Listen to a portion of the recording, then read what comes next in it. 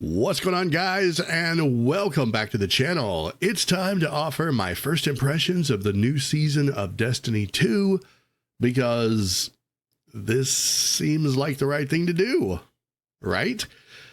So starting off, I want to say that there may be spoilers ahead, so if you aren't about that, you may want to come back later. Consider yourself warned. This season seems to have kicked off in all the right ways, coming off of the, I'm going to say, mildly semi-disastrous launch of Lightfall, if you take into consideration all of the lack of lore, or should I say explanation, that we didn't get in Lightfall. I think the Season of the Deep is setting itself up to bring us some of that much needed lore that we're all really looking forward to, and giving us some rather interesting locations to take the fight.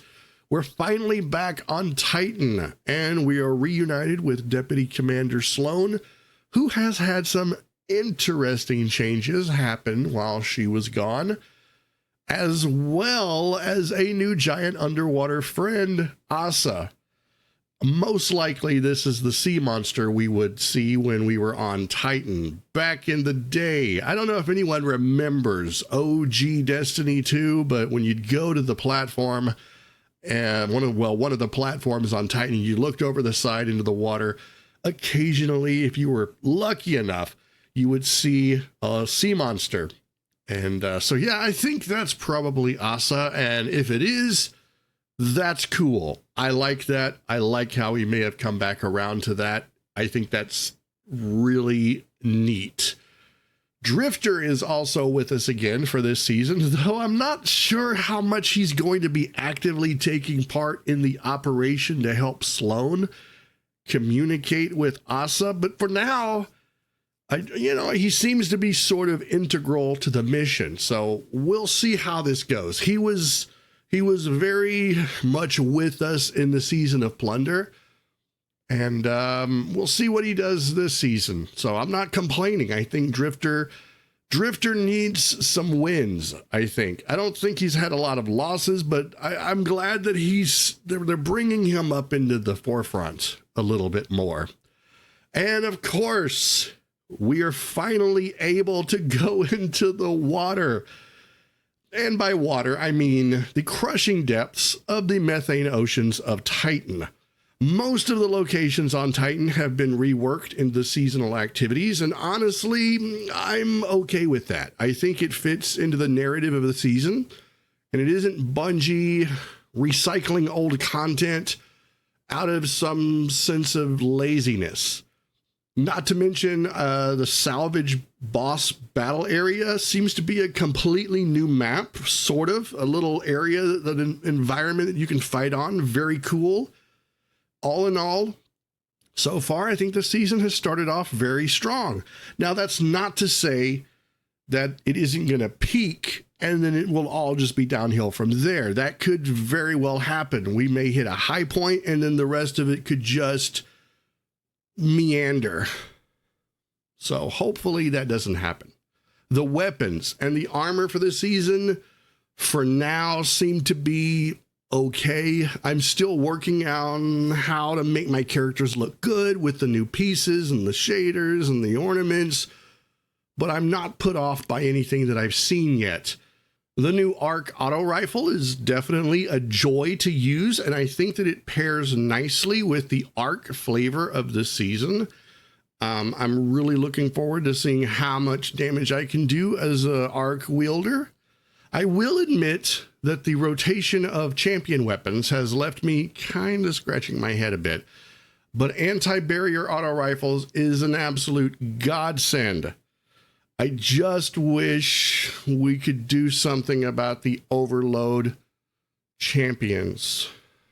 Those still are a pain in the butt.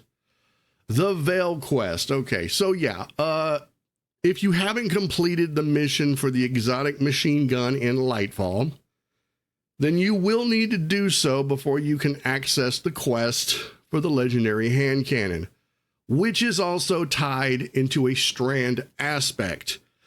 It's a little annoying that you have to go through a bunch of bunch of steps to get it, but it makes sense because this quest line is also tied to Neomuna and the Veil. So there is a little bit of lore that you get when you're running this quest. I won't be going over any of that. There are other better channels that will no doubt cover all of that way better than I ever could. I only hope that we will get the answers that we've been wanting since the start of Lightfall. What is the Veil? Why is the Veil? Where is the Veil from? All of this stuff. At this point, I think we're beyond being coy and being teased. We're getting down to the end game here. We need to just start, we need to start seeing the puzzle coming together, not more clues. Based on the little bit of information that we got during this mission, I think we might get some more answers. I was pretty satisfied with this first mission, and I think it's going to be something of an ongoing mission that we can do during the season. I don't know what else there is, but they certainly popped the top on a can of information that seems like, okay, maybe next week there'll be another one of these. I hope. Also, yes, we can fish in Destiny 2 now. Obviously, it's a thing tied to the season, but I absolutely love it. I told my friend that it's the most relaxed I've been in Destiny 2 ever. So if you haven't gone fishing yet, I encourage you to give it a try. Go fishing in Destiny 2. Get your fish, go cash them in at the helm, get yourself some rewards. It's relaxing and it's oddly satisfying. Also, I want to point out, if you see some interesting objects in the aquarium at the helm, let me know. Let me know what you find. No spoilers. Let me know what you find in your aquarium. Maybe a few things that might harken back to some past seasons? Question mark. Okay, I'm also going to throw this out there.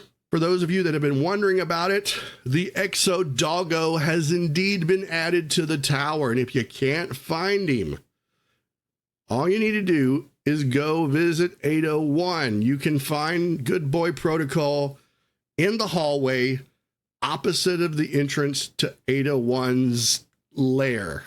Right there on a little platform with some pillows, and he scared the living crap out of me because I was standing in the hallway looking at my bounties that I got from Ada, and I heard this whining and thought that there was a dog in the room. And I'm like, what the frick? And it turned out to be Good Boy. So yes, go there, pet the doggo.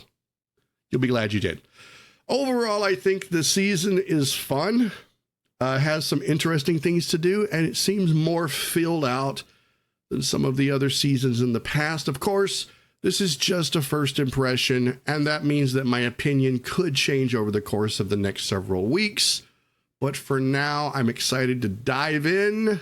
You get it? See what I did there? Dive in? Yeah, okay.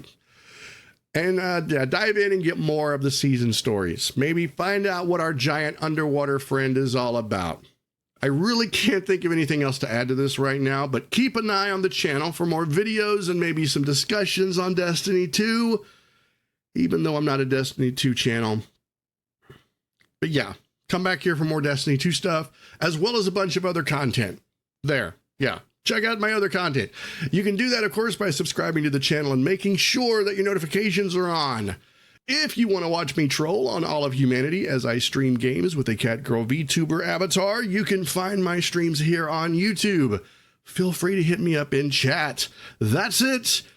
Go make some comments, and I'll see you guys in the next video.